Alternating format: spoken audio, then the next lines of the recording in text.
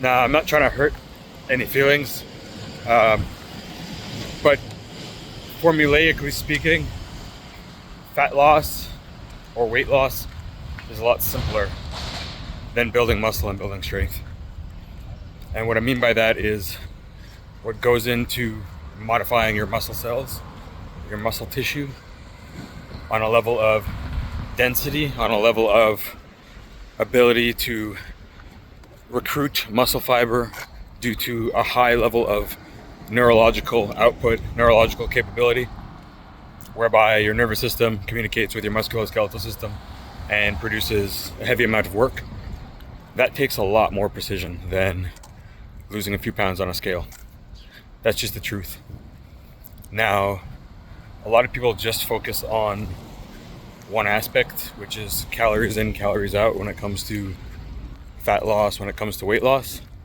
It's not that simple. I just meant there are fewer things you have to focus on than when you're trying to build muscle.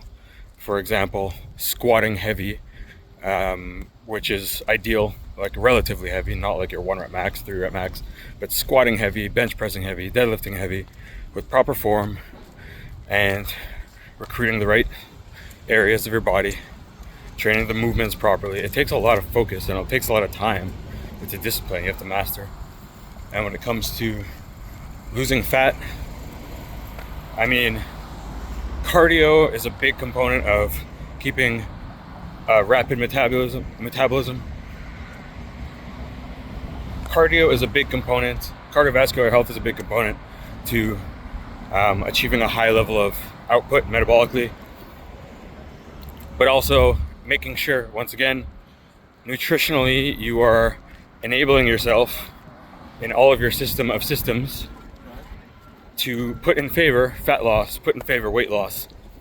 And a lot of that has to do with controlling what goes in, but it doesn't have to be as restrictive as people think.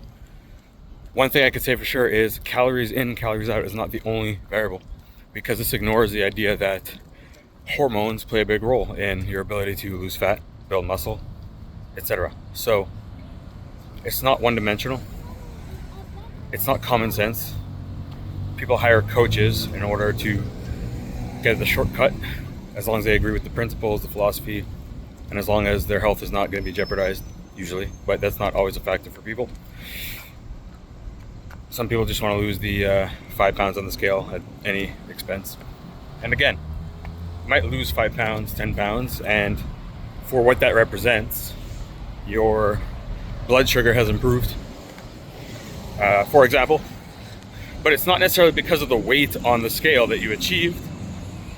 That means you will land at desired point A or desired point B, depending on what your goal is. People go crazy because they can gain 3 pounds overnight. And I'm like, well, did you go out and eat last night? Did you eat more volume than you normally eat on a given day? Do you understand that if you stand on the scale at the end of the night, you're probably going to be heavier than you were? Well, depends on how much you're eating, because it's not true for all people. I know I am, because I'm eating every day. I'm also going to the bathroom every day, so there's transit. The gastrointestinal weight is constantly fluctuating. The amount of water retention in a given area of your body, or at a given point in time as a result of inflammation, recovery, sickness, whatever you're going through, that fluctuates on a daily basis. So I'm shocked that people are still surprised that, one, you can be heavier at the end of the night and you get sad about it. Two, you can be heavier the next morning because you went out for a cheat meal and you literally ate 4 pounds of food more than you do on a given day. On top of that, you didn't go to the bathroom well the day of that cheat, nor the morning after that cheat. So yeah, I'm just stumped.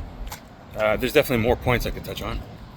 3, if you're not consistent with your water or your intake of food, then how could you be surprised that the volume or the mass of your body is not changing the way you want it to? So this is not just a bodybuilder topic, and it's not a bodybuilder topic at all. It's this is like an average John Doe, Jane Doe, wants to lose 5-10 pounds, thinks it's impossible, and starts turning to things like Ozempic and other medications. It's not a joke. These medications are not a joke. Just learn to treat your body well over time. Don't go for that crunch 4-week, 8-week goal.